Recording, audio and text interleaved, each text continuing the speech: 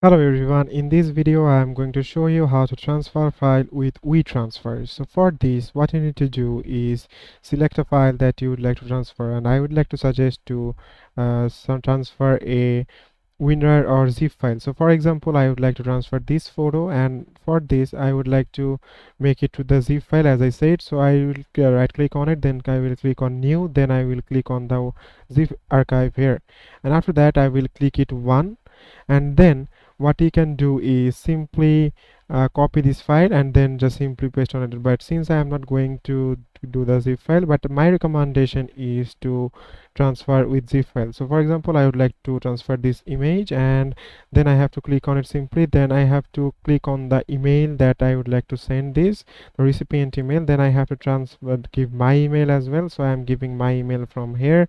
Let's say I am going to give this email from here, and then after that you have to click on the transfer, and here is the option of message as well. But since you don't have to send any message, I don't have to send any message, that's why it's showing this thing.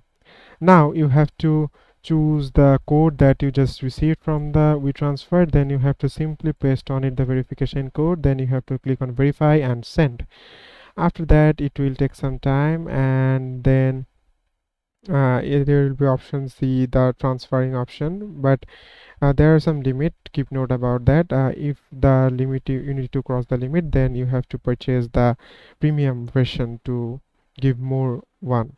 Then here you got the link here, and you can simply copy the link, and then you have to click on the I am showing it to another tab. After you click the link, then you can see the file will show here. For example, here you can see the file will show, and also it will show it, email will go to your recipient email, and you have to simply click on it, and then you have to click on the get your files in the receive from your recipient email, and here you can also download your file easily.